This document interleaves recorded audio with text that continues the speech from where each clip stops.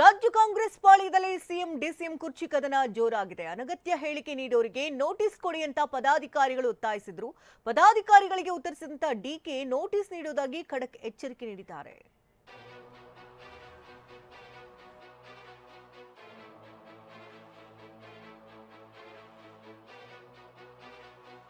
ರಾಜ್ಯ Congress ಪಾಳ್ಯದಲ್ಲಿ CM DCM ಕುರ್ಚಿ ಕದನ ತಾರಕಕ್ಕೇರಿದೆ.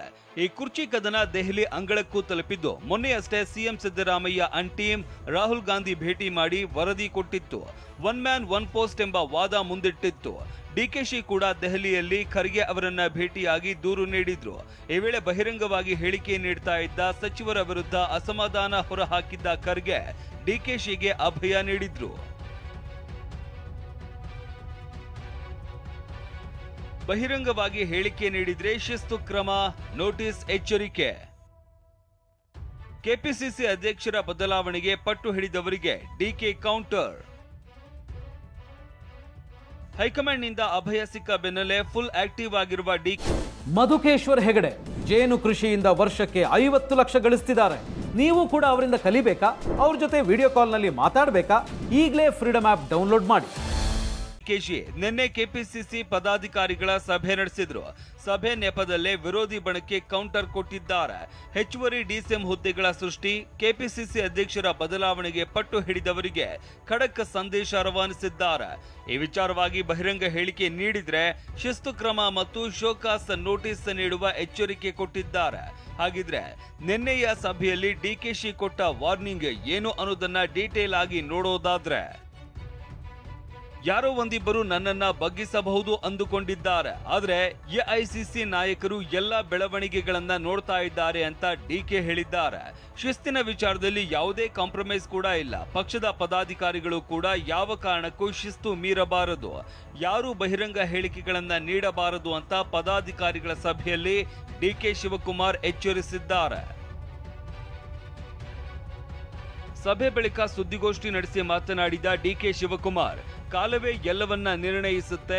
ಅನಗತ್ಯ ಹೇಳಿಕೆ ನೀಡೋರಿಗೆ ನೋಟಿಸ್ ನೀಡ್ತೇನೆ, ಯಾರ್ಯಾರಿಗೆ ನೀಡ್ತೀನಿ ನೋಡಿ ಅಂತ ಹೇಳಿದ್ರು. ಶೋಕಾಸ್ ನೋಟಿಸ್ ಇಶ್ಯೂ ಮಾಡ್ತಾ ಇದ್ದೀನಿ. ನಾನು ಯಾರಿಗೆ ಮಾಡಬೇಕು ಆಮೇಲೆ ನೋಡಿ, ಶೋಕಾಸ್ ಯಾರಿಗೆ ಇಶ್ಯೂ ಮಾಡ್ತೀನಿ ಅಂತ ಆಮೇಲೆ ನೋಡಿ.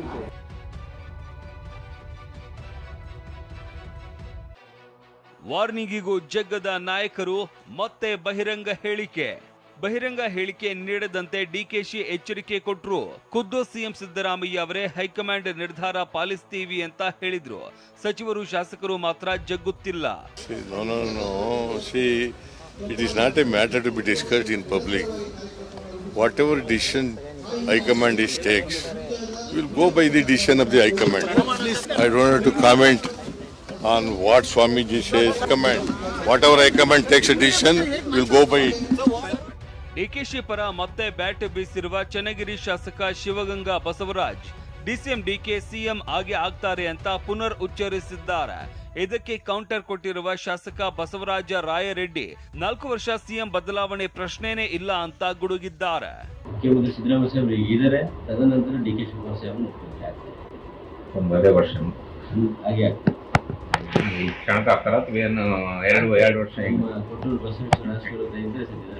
ಹೆಚ್ಚುವರಿ ಪ್ರಶ್ನೆ ಏನಿದೆ ಇದು ಅನಾವಶ್ಯಕ.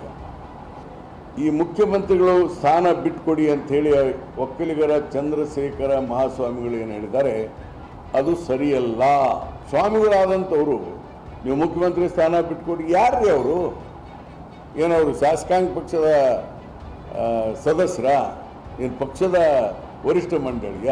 CM Siddaramaiah is one of the best administratively chief minister. ಇನ್ನು ಅವ್ರನ್ನ ಇಳಿಸಬಾರ್ದು. ಇನ್ನೂ 4 ವರ್ಷ ಅವರು ಮುಖ್ಯಮಂತ್ರಿ ಇದ್ರೆ ಈ ರಾಜ್ಯಕ್ಕೆ ಅನುಕೂಲ ಆಗ್ತದೆ ಅಂತ ನನ್ನ ವೈಯಕ್ತಿಕವಾದಂಥ ವಿಚಾರ.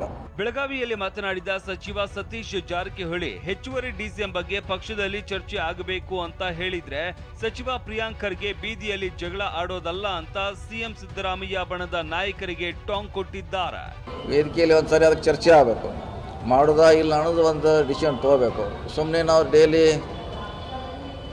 ಇಡೀ ರಾಜ್ಯ ತುಂಬ ಡಿ ಸಿ ಎಮ್ ಚರ್ಚೆ ಆಗೋ ಬದಲಿ ಒಂದ್ಸಲ ಪಕ್ಷದ ವೇದಿಕೆಯಲ್ಲಿ ಚರ್ಚೆ ಆಗಬೇಕು.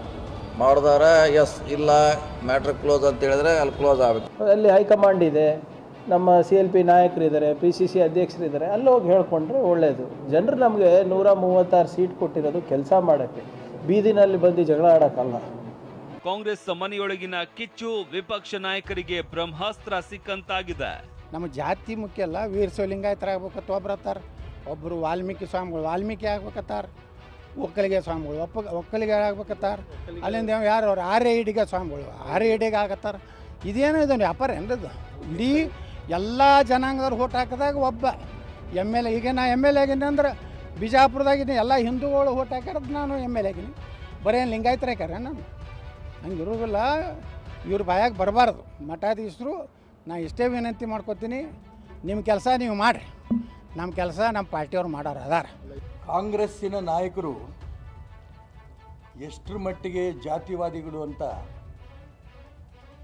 ಬಹಿರಂಗವಾಗಿ ಬೆತ್ತಲೆಯಾಗಿದ್ದಾರೆ ಇವತ್ತು. ಅದೇನೇ ಇರಲಿ, ಲೋಕಸಭೆ ಚುನಾವಣೆ ಬಳಿಕ ಕಾಂಗ್ರೆಸ್ ಮನೆಯಲ್ಲಿ ಮತ್ತೆ CM DCM ಕುರ್ಚಿ ಕಾಳಗ ಭುಗಿಲೆದ್ದಿದೆ. ಮುಂದೆ ಇದು ಯಾವ ಸ್ವರೂಪ ತಲುಪುತ್ತೋ ಗೊತ್ತಿಲ್ಲ. Bureau report, TV9.